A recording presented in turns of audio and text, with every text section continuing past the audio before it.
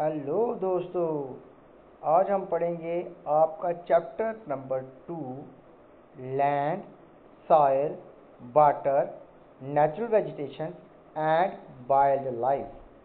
क्या क्या पढ़ेंगे? Land, soil, water, natural vegetation and wild resources. Land क्या होती है? आपकी ज़मीन, धरती। सॉइल क्या होती है? मिट्टी। वाटर क्या होता है? पानी। नेचुरल वेजिटेशन क्या होती हैं? पेड़ पौधे। वाइल्ड लाइफ रिसोर्सेज क्या होते हैं? जंगली जीव जंतु। जितने भी रिसोर्सेज हैं आज हम उनके बारे में पढ़े थे। पिछले चैप्टर में हमने पढ़ा था रिसोर्सेज क्या होते हैं, और रिसोर्सेज के साथ हमने पढ़ा था कंजर्वेशन ऑफ रिसोर्सेज। तो काफ़ी बड़ा लेसन है ये भी। पहले हमने रिसोर्सेज के बारे में पढ़ा। रिसोर्सेज क्या होते हैं? रिसोर्सेज वो चीज़ होती है जो हमें क्या देती है? कोई यूटिलिटी देती है, कोई वैल्यू देती है। अब इस लेसन में हम पढ़ेंगे लैंड। लैंड भी एक क्या है? एक रिसोर्स है। सॉइल भी क्या है? एक रिसोर्स है। वाटर भी क्या है? एक रिसोर्स है। नेचुरल वेजिटेशन क्या है? हमारे लिए रिसोर्स है। जितने भी पेड़ पौधे हैं वो सारे हमारे लिए रिसोर्स हैं। वाइल्ड लाइफ रिसोर्सेज हैं, जंगली जीव जंतु जितने भी हैं वो हमारे लिए क्या है? रिसोर्स हैं। आज हम इनके बारे में पढ़ेंगे। सबसे पहले हम जो है इसका आरंभ जो है एक कहानी से करते हैं। कहानी क्या है कि एक छोटा सा विलेज है तंजानिया में। तंजानिया जो अफ्रीका कॉन्टिनेंट में पाया जाने वाला एक देश है, उसका एक छोटा सा विलेज है। Mama gets up every early in the morning to fetch water. She has to walk a long way to return after a few hours. She then helps her mother in the house and joins her brothers in taking care of their goats. कह रहे हैं कि एक छोटा सा village है Tanzania का, Africa continent के अंदर। उसमें एक लड़की है माम्बा। माम्बा क्या करती है? Mamba gets up every early in the morning. सुबह सुबह जल्दी उठती है। फैच वाटर, पानी लाती है। She has to walk a long way to return after a few hours. वो काफ़ी देर चलती है और उसके कुछ घंटों के बाद वो वापस आती है। She then helps her mother in the house. वो अपनी माँ की जो है मदद करती है घर में। एंड जॉइन हर ब्रदर, और फिर अपने भाई को जो है ज्वाइन करती है in taking care of their goats, अपनी बकरियों को चराने में। All her family owns in a piece of rocky land around their small hut. वो एक छोटी झोंपड़ी में रहते हैं। उनकी एक छोटी झोंपड़ी है। वो झोंपड़ी जो है रॉकी लैंड है, उसके आगे पीछे जो है पथरीली भूमि है, बंजर भूमि है। Mamba the father can barley grow some maize and beans on it after tiling hard। वो सख्त भूमि को जो है खोदकर बड़ी थोड़ी सी जो है मेज और बीन्स जो है उस भूमि में वो उगाते हैं। thus is not enough to feed their family for the whole year। ये काफ़ी नहीं होता है पूरे परिवार का पालन पोषण करने के लिए पूरे साल का। Peter on the other hand, एक लड़का है पीटर। अब उसकी स्टोरी है। पीटर क्या है? पीटर जो है वो कहाँ रहता है? Peter lives in heart of the sheep rearing region in New Zealand. वो शीप रियरिंग रीजन जो न्यूजीलैंड में है वहाँ पर रहता है। Where his family runs a wool processing factory, जहाँ पर उसकी जो फैमिली है वो एक वूल प्रोसेसिंग फैक्ट्री चलाती है, ऊन को प्रोसेस करने का कारखाना चलाती है। His uncle taking care of there sheep, और उसके जो चाचा हैं वो जो है भेड़ों की देखभाल करते हैं। Their sheep yard is situated on a wide grassy plain with hills in the far distance. उनका जो शीप यार्ड है, जो उनका जो भेड़ के पालने का जो वो यार्ड है वो जो है प्लेन ग्रासी में सिचुएटेड है, जो पहाड़ियों से कुछ दूरी पर है। जब प्लेन है with hills in the distance, और फार डिस्टेंस जो पहाड़ियाँ जो हैं उनसे थोड़ा सा दूरी पर हैं। It is manage in A scientific way using the latest technology. वो इसको मैंने जो है साइंस और टेक्नोलॉजी के द्वारा करते हैं, लेटेस्ट टेक्नोलॉजी को यूज़ करके वो शीप रियरिंग का काम कर रहे हैं। Peter's family also grows vegetables through organic farming. तो ये ऑर्गेनिक फार्मिंग करते हैं और वेजिटेबल ग्रोन करते हैं। जो पीटर्स के माँ बाप हैं, जो पेरेंट्स हैं उसके। Mamba and Peter stay in 2 different parts of the world. तो माम्बा है वो तंजानिया में रहती है और जो पीटर है वो जो है न्यूजीलैंड में रहते हैं। तो जो दोनों पार्ट जो हैं, एक ईस्ट है दूसरा वेस्ट है, तो उस पार्ट्स में रहते हैं और वो पार्ट भी जो है वो डिफरेंट करता है, वो वेरीज करता है। This difference is because of the difference in the quality of land. ये जो डिफरेंस है ये किसकी वजह से है? ज़मीन की क्वालिटी की वजह से, सॉइल मिट्टी की क्वालिटी की वजह से, वाटर पानी की वजह से, नेचुरल वेजिटेशन जितनी भी हैं, animals and the uses of technology की वजह से एक पार्ट जो है वो दूसरी पार्ट से भिन्न है। The availability of such resources is the main reason places differ from each other. तो अवेलेबिलिटी ऑफ सच रिसोर्सेज, जो जितने भी ये रिसोर्सेज हमने बोले, land, soil, water, natural vegetation and wild life sources, इनकी अवेलेबिलिटी की वजह से एक एरिया जो है, एक पार्ट जो है वर्ल्ड का, एक दुनिया का एक हिस्सा जो है दूसरे हिस्से से भिन्न है। तो आगे है observe the land type of soil, water availability in the region lives, discuss in your class how has influenced the life style of the people there.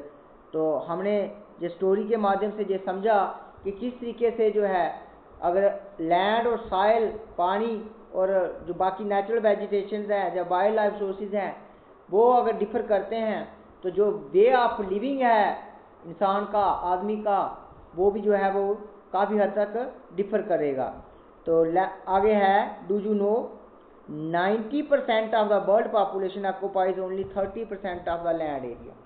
जो 90% आबादी हमारे वर्ल्ड की, वो 30% लैंड को यूज़ करती है रहने के लिए, भोजन उगाने के लिए, फैक्ट्रीज के लिए और अपनी डेवलपमेंट के लिए। बाकी जो है द रिमेनिंग 70% ऑफ लैंड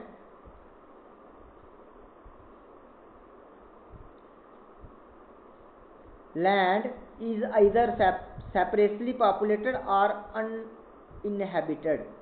बाकी जो पार्ट है धरती का 70% जो है वो क्या है, या तो बड़ा बिरला पॉपुलेटेड है, या कहीं कहीं आबादी है, और या अनइनहेबिटेड है कि जहाँ पर आबादी है ही नहीं, ना मात्र है। जैसे हमारा पोलर रीजन है, नॉर्थ पोल है, साउथ पोल है, वहाँ आबादी नहीं है। आबादी कहाँ है?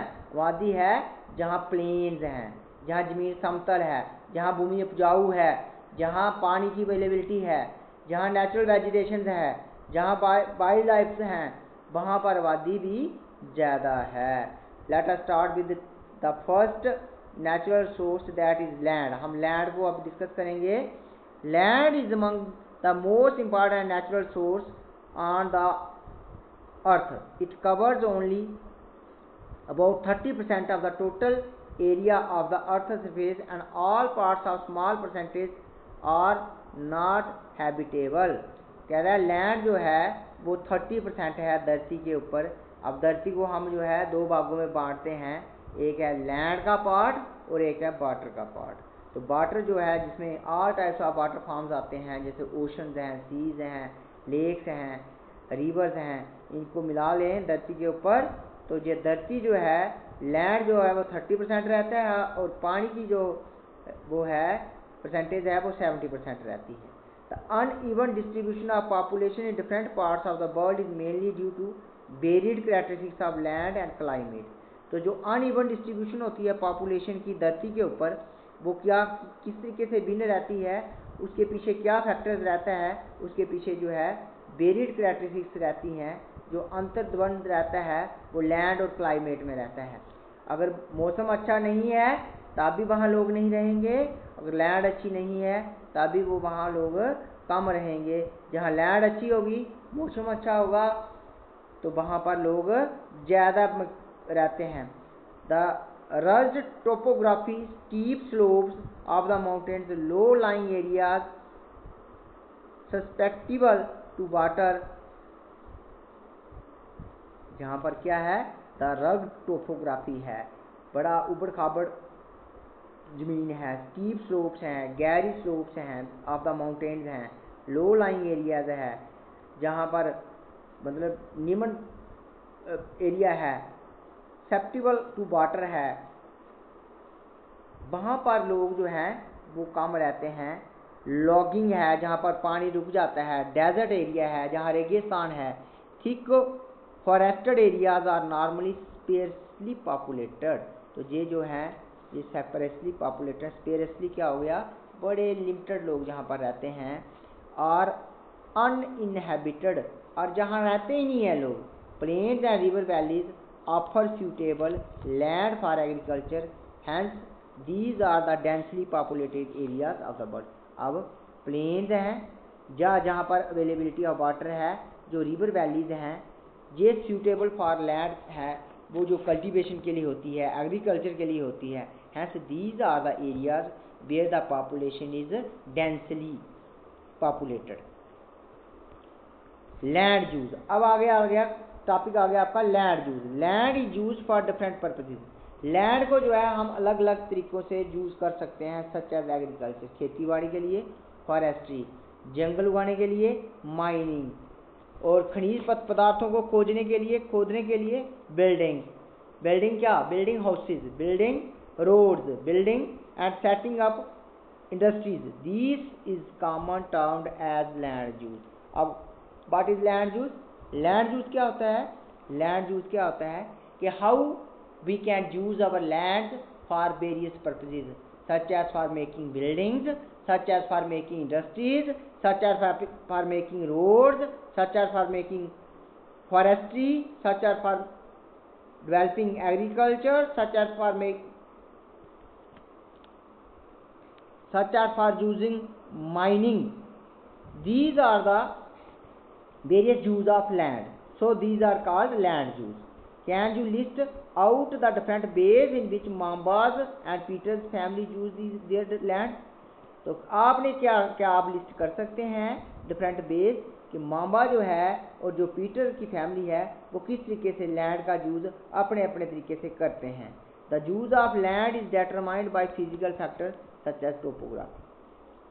तो जो फिजिकल फैक्टर में क्या क्या आता है, टोपोग्राफी आती है, उसके बाद क्या आता है, सॉइल आती है, टोपोग्राफी, सॉइल, क्लाइमेट आता है, मिनरल्स आते हैं, एंड अवेलेबिलिटी ऑफ वाटर आता है। कह रहा है the use of land is determined by physical factors.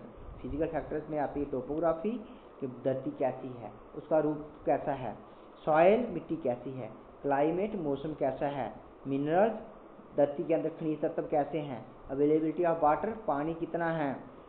Human factors such as population and technology are also important determinants of land use pattern. तो ह्यूमन फैक्टर भी जो है वो किसी हद तक जो है वो लैंड यूज पैटर्न को डिटरमाइन करने में किसी हद तक वो इम्पॉर्टेंट फैक्टर्स हैं। Land can also be classified on the basis of ownership as. अब लैंड को जो है आगे भी हम क्लास, पहले तो हमने लैंड यूज पढ़ा, लैंड यूज में हमने क्या पढ़ा कि जो लैंड यूज है कि किस तरीके से हम धरती का यूज कर सकते हैं। फॉर माइनिंग के लिए कर सकते हैं, फॉर मेकिंग बिल्डिंग्स के लिए कर सकते हैं, फॉर फॉरेस्ट्री के लिए कर सकते हैं, फॉर एग्रीकल्चर के लिए कर सकते हैं, फॉर सेटिंग अप इंडस्ट्रीज के लिए कर सकते हैं। तो कह रहे हैं कि इस तरीके से हम लैंड का यूज़ कर सकते हैं। तो the use of land is determined by physical factor. तो जो फिजिकल फैक्टर होते हैं धरती के वो डिटरमाइन करते हैं लैंड यूज़ को। तो अगर लैंड जो है अच्छी है तो पैदावार करने वाली है तो वहाँ पर एग्रीकल्चर अच्छे तरीके से होगी, खेती बाड़ी, पानी अगर है वहाँ पर तो खेती बाड़ी अच्छे तरीके से होगी। अगर लैंड बंजर है तो वहाँ पर कोई भी वेजिटेशन इस आसानी से नहीं हो सकती। टोपोग्राफी आ गया, उसके बाद सॉइल आ गया, क्लाइमेट आ गया, मौसम कैसा है। अगर डेजर्ट है तो वहाँ पर चाहे जितनी मर्जी प्लेन लैंड हो वहाँ पर पानी नहीं रहेगा, स्कैंटी रहेगा पानी, वाटर स्केर्सिटी रहेगी, तो वहाँ का लैंड यूज जो है वो अलग तरीके से होगा। Human factor such as population और टेक्नोलॉजी भी जो है लैंड के यूज को जो प्रभावित करती हैं।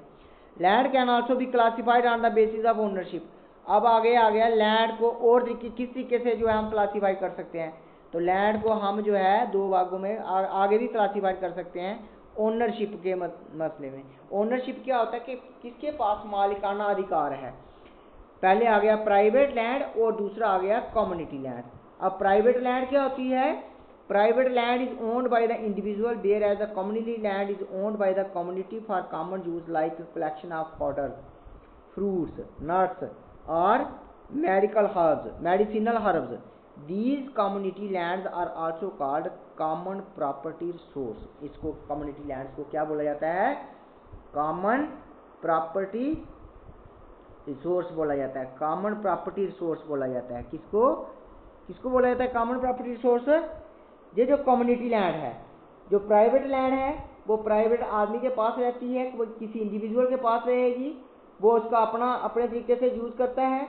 लेकिन जो कम्युनिटी लैंड है वो उसका जो रख रखाव होता है, जो उसकी देखभाल होती है, वो कॉमन यूज़ के लिए होती है, पूरे गांव के लिए होती है, पूरे समाज के लिए, पूरे विलेज के लिए होती है। Common use like collection of water होता है, वहाँ से लोग चारा इकट्ठा करके लाते हैं, जब पशुओं को चरवाते हैं वहाँ पर फ्रूट्स इकट्ठा करते हैं, नट्स करते हैं, मेडिसिनल हर्ब्स करते हैं, जड़ी बूटियाँ इकट्ठी करके लाते हैं। These type of land are also known as forest land भी बोलते हैं इसको। People and their demands are ever growing but the availability of land is limited. अब आप as we know the population is growing day by day, जो दुनिया की जो पॉपुलेशन है वो बढ़ती जा रही है, तो जो लैंड है वो सिकुड़ती जा रही है। सिकुड़ती in the sense that most of the land is occupied by our cities for habitant use और फॉर इंडस्ट्रियल पर्पजेज। तो लैंड जो है वो एग्रीकल्चर के काम नहीं आ रही है इतनी, तो अब उसके ऊपर जो है लैंड के ऊपर क्या हो गया, बड़ा ज़्यादा प्रेशर पड़ गया हुआ है। People and their demands are ever growing, people और उनकी डिमांड जो है वो बढ़ती जा रही हैं। But the availability of land is limited, लेकिन जो अवेलेबिलिटी है लैंड की वो क्या है, वो लिमिटेड है। The quality of land also differs from place to place, और ये भी पता है हमें कि जो लैंड की जो क्वालिटी है वो भी डिफर करती है एक जगह से दूसरी जगह के लिए। People started encroaching the common land to build up commercial areas. अब हम ये भी देखने में आया है कि जो लोग हैं अपने लालच के लिए जो कॉमन लैंड है उसको ही एनक्रोच कर देते हैं, जैसे पार्क की लैंड है उसको एनक्रोच कर लिया अपने पर्पज़ के लिए, या कोई फॉरेस्ट की लैंड है उसको एनक्रोच कर लिया हाउसिंग के लिए, complexes in the urban areas and to expand agricultural land in the rural areas today। तो गांव के अंदर भी जो है अपने के लिए खेती बाड़ी के लिए लैंड को एक्सपैंड करने के लिए भी वो क्या कर रहे हैं, इस जो कॉमन लैंड है उसको ऑक्यूपाई कर रहे हैं।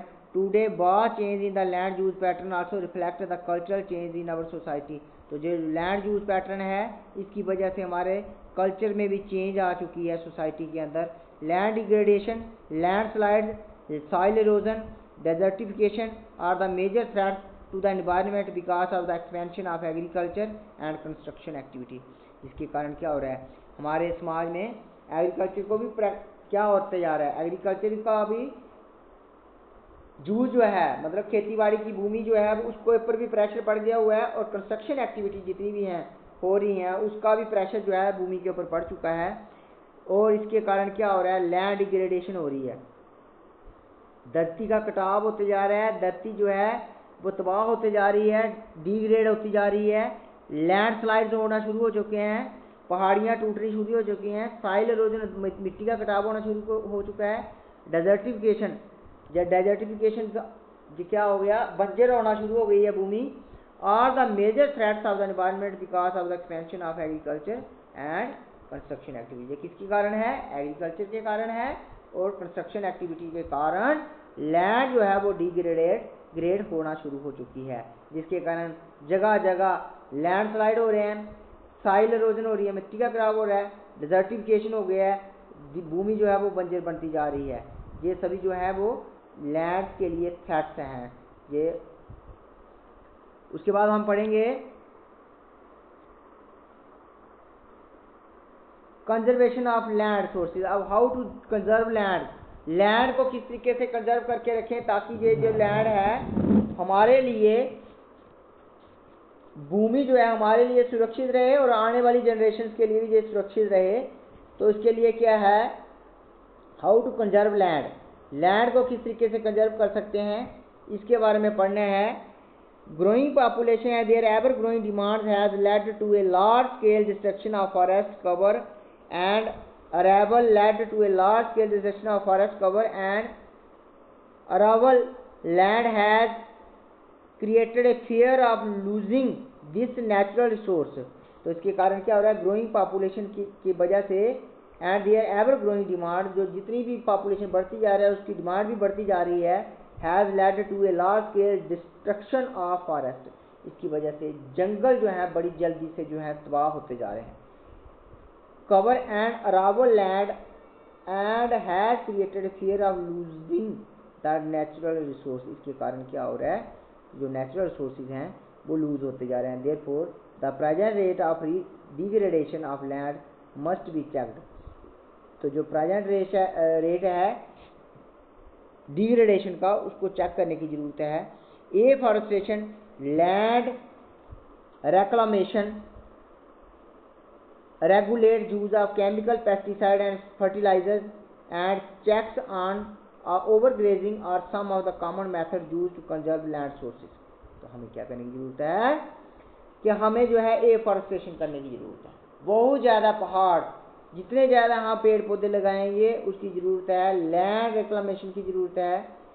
Regulated use of chemical pesticides and fertilisers, तो जो यूज़ है, जो अनरेगुलेटेड यूज है केमिकल का, फर्टिलाइजर का, पेस्टिसाइड का ज़मीन के अंदर, उसको भी जो है रेगुलेट करने की ज़रूरत है, उसको भी नियंत्रित करने की ज़रूरत है। एंड चेक्स ऑन ओवरग्रेजिंग, और ओवरग्रेजिंग जो पशुओं को हम बार बार एक ही जगह पर चराने के लिए छोड़ देते हैं, उसको भी चेक करने की ज़रूरत है, ताकि उस जगह पर दोबारा से घास नया उग जाए और लैंड जो है वो डिग्रेड होने से बच जाए या सॉइल इरोजन होने से बच जाए। Use to conserve land sources, इस तरीके से हम लैंड के रिसोर्स को जो है कंजर्व कर सकते हैं। आगे आ रहा है, ग्लॉसरी में आ रहा है बैदरिंग। और बैदरिंग क्या होता है, the breaking up of the and decay of exposed rocks by temperature changes, frost action, plants, animals and human activities. तो ये जो बैदरिंग होती है वो किसकी वजह से होती है, breaking up and decay of exposed rocks, जो नंगे पर्वत हो जाते हैं, पहाड़ जो हैं जिनके ऊपर प्लांट्स नहीं रहते या जिनके ऊपर कोई वेजिटेशन नहीं रहती, वो जो है वो मौसम की वजह से, टेम्परेचर की वजह से, फॉरेस्ट की वजह से, या by the action of winds, rain की वजह से जो वो क्या होते हैं, गिरते चले जाते हैं या टूट जाते हैं, तो इसको बोलते हैं weathering. Weathering is a process in which rocks are break down. ठीक है, ये आ गया आपके पास। तो ह्यूमन एक्टिविटी भी इसके लिए रिस्पॉन्सिबल है। कई जगह हम रोड बनाने चल पड़ते हैं पहाड़ों के ऊपर, उसकी वजह से पहाड़ टूट जाते हैं। एक जगह से टूटता है, दूसरी जगह से टूटना आराम हो जाता है ड्यू टू बारिश की वजह से, रेन, फ्लड्स की वजह से। उसके बाद आता है हमारे पास सॉइल। अब सॉइल क्या है, सॉइल को हम पढ़ेंगे। मिट्टी जो है, मिट्टी भी एक नेचुरल वेजिटेशन है, और सॉरी नेचुरल सोर्स है। Thin layer of granny substance covering the surface of the earth is called soil. Thin layer है, ग्रेन की तरह होते हैं इसकी जो सब्सटेंस होते हैं, covering the surface of the earth, ये धरती के सरफेस को कवर करके रखती है, इसी को हम क्या बोलते हैं, सॉइल बोलते हैं। अब ये क्वेश्चन आ सकता है, बट इज सॉइल। तो सॉइल क्या होती है, थिन लेयर, पतली लेयर होती है, ग्रेनी सब्सटेंस, दानेदार सब्सटेंस होते हैं, covering the surface of the earth, जो धरती के सरफेस को कवर करके रखती है, इज कॉल्ड सॉइल, उसको हम सॉइल बोलते हैं। तो सॉइल जो होती है, it is closely linked to land forms determine the types of soil. तो ये लैंड के साथ लिंक करती है, तो land forms determine the types of soil. अब लैंड फॉर्म जो होती है, हमने पढ़ा, जो टोपोग्राफी है, जो क्लाइमेट है, तो जो मतलब टोपोग्राफी है जो वो डिटरमाइन करती है सॉइल को। Soil is made up of organic matter. Soil जो होती है वो ऑर्गेनिक मैटर से बनी होती है। ये minerals and weathered rocks found on the earth, ये कहाँ होते हैं, जो धरती के ऊपर पाए जाते हैं। वेदर्ड रॉक्स, जो टूटी फूटी रॉक्स हैं, उसकी वजह से बनेगी, मिनरल की वजह से बनेगी, और ऑर्गेनिक मैटर की वजह से बनेगी। ये धरती के ऊपर जो है पाए जाते हैं। This happens through the process of weathering. Soil जो बनती है वो बैदरिंग के प्रोसेस से बनती है, by break down of rocks की वजह से बनती है। Right mix of minerals and organic matter make the soil fertile. तो जो मिक्स होता है मिनरल्स होते हैं और जो ऑर्गेनिक मैटर होता है वो सॉइल को फर्टाइल बनाता है। अब वो क्वेश्चन आ सकता है, right mix of minerals and organic matter makes the soil fertile. धरती को जो है फर्टाइल बनाने का काम जो है वो क्या कौन करता है? ऑर्गेनिक मैटर और मिनरल्स करते हैं। तो जो धरती होती है वो क्या है? जो ग्रेनिंग सब्सटेंस होता है जो धरती के कवर करता है सरफेस को, उसको बोलते हैं सॉइल। सॉइल जो वो वेदरिंग के प्रोसेस से बनती है, ये भी मैंने आपको बता दिया। उसके बाद आता है लैंडस्लाइड क्या होते हैं। अब लैंडस्लाइड क्या होते हैं? पहाड़ों का टूटना जो है लैंडस्लाइड कहलाता है। कई वजह से पहाड़ टूटना शुरू हो जाते हैं। Landslide are simply defined as the mass movement of rock. Mass movement of rock, जब पहाड़ी टूटती है और वो मूवमेंट करती है उसको लैंडस्लाइड बोलते हैं। डेब्रीज और earth down a slope, they often take place in conjunction with earthquakes, या अर्थक्वेक की वजह से भी हो सकता है। फ्लड की वजह से भी हो सकता है। एंड वोल्केनिक इरप्शन की वजह से जो अगर वोल्केनो आ जाता है, कहीं ज्वालामुखी फट जाता है, उसकी वजह से भी जो है ये लैंडस्लाइड आ जाता है। अर्थक्वेक की वजह से लैंडस्लाइड आ जाता है, या फ्लड की वजह से मोस्टली जो है वो लैंडस्लाइड आते ही आते हैं। ये prolonged spell in of rain, मान लेते हैं कि बड़ी देर तक जो है बारिश रहती है, वर्षा का स्पेल रहता है, can cause heavy landslide that can block the flow of river और क्वाइट सम टाइम। क्या कई बार क्या होता है? फॉर क्वाइट सम टाइम, तो जो लैंडस्लाइड की वजह से जो है रिवर का फ्लो भी जो है कई बार रुक जाता है कुछ देर के लिए। The formation of river blocks can cause walk to the settlements down streams on its bursting in the hilly terrain. Landslides have been a major and widely spread natural disaster that often strike life and property and occupy a position of major concern। तो landslide की वजह से क्या होता है? जब पहाड़ टूटते हैं तो नदियां जो है अवरुद्ध हो जाती हैं, जिसकी वजह से एक छोटी सी कृत्रिम झील जो है बन जाती है। उस झील का पानी जो है जब निकलना शुरू होता है, पहले वो झील रहती है, उसके बाद जो है उसका पानी जब निकलता है किसी कारण से लैंडस्लाइड का जो हुआ, तो वहाँ से तो वो क्या होता है?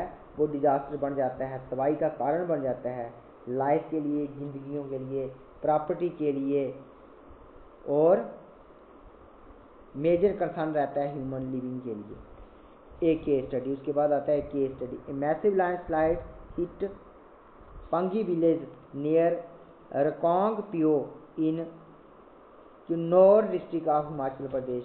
तो किन्नौर डिस्ट्रिक्ट है हिमाचल प्रदेश की, उसका एक छोटा सा विलेज है पांगी विलेज, उसमें एक लैंडस्लाइड आया। Damage 200 metre stretch of old Hindustan Tibet road, उसने 200 मीटर स्ट्रेच को ही अपने साथ वो बहा के ले गया। National highway 22।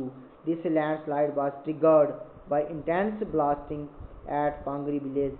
Due to the blasting this weak zone of slope collapsed and caused intense damage to the land and nearby villages. The Pangi village was completely vacated to avoid any possible loss of life।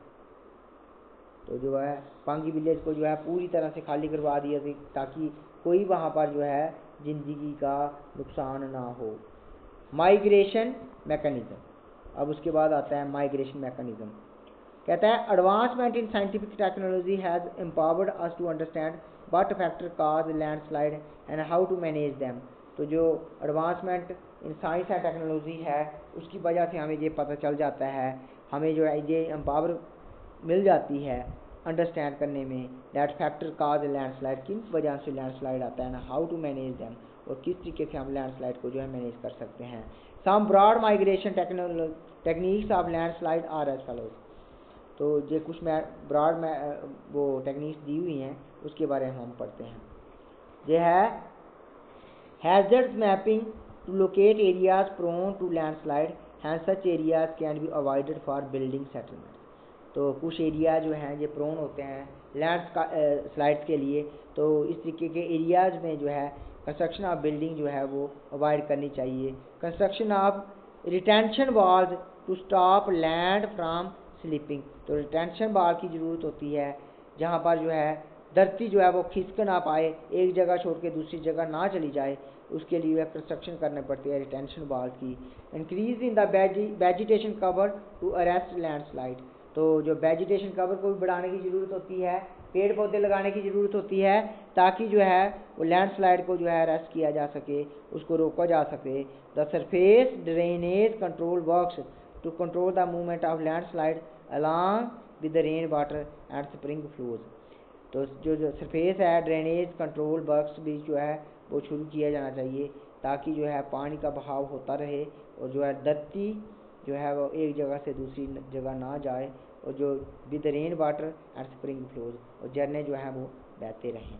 This is all about जे हमारे पास जो है वो migration mechanism है, और case study थी landslide की, how to landslide occurs in different parts of the world and what are the precautions we should use to avoid to make constructions around the landslide areas।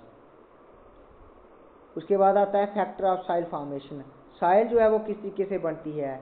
तो ये हम जो है factor of soil formation जो है इसको हम part 2 में करेंगे। कल हम जो है इसका पार्ट 2 चैप्टर करेंगे। फैक्टर ऑफ सॉइल फॉर्मेशन से हम जो है ये land, soil, water, natural vegetation and wild life sources को जो है वो पढ़ना शुरू करेंगे। कल जो है हम फैक्टर ऑफ सॉइल फॉर्मेशन करेंगे कि धरती जो है, जो मिट्टी जो है वो किस तरीके से जो है वो बनती है। तो दिस इज़ ऑल अबाउट अबर chapter 1 part 1। Chapter 2 land, soil, water, natural vegetation and wild life sources. हमने इसमें पढ़ा लैंड के बारे में पढ़ा, और हमने एक स्टोरी के बारे में पढ़ा जो मांबा और उसके पीटर के बारे में थी, कि किस तरीके से लैंड यूज़ के कारण जो है उनका भी जो है डिफेंस बना रहता है। उसके बाद हमने लैंड यूज़ के बारे में पढ़ा। लैंड यूज़ के बाद हमने जो है ये भी पढ़ा कि इसको जो है हम किस तरीके से 2 भागों में बांटते हैं। एक आ गया कॉमन प्रॉपर्टी रिसोर्स के रूप में, एक आ गया प्राइवेट लैंड और कम्युनिटी लैंड के बारे में पढ़ा हमने। फिर हमने कंजर्वेशन ऑफ लैंड सोर्सेज के बारे में पढ़ा, गैदरिंग के बारे में पढ़ा। फिर हमने ये भी पढ़ा कि सॉइल किस तरीके से बनती है और सॉइल क्या होती है। उसके बाद हमने पढ़ा एक केस स्टडी पढ़ी हमने लैंडस्लाइड के बारे में, और माइग्रेशन मैकेनिज्म पढ़ा। With the advancement of science and technology से जो है हम किस तरीके से जो है अपने आप को जो है लैंडस्लाइड एरिया से जो है किस तरीके से अपने आप को दूर रख सकते हैं, या लैंडस्लाइड एरिया को जो है किस तरीके से हम जो है ठीक करके रख सकते हैं। तो कल हम जो है इसके बारे में पढ़ेंगे फैक्टर ऑफ सॉइल फॉर्मेशन के बारे में।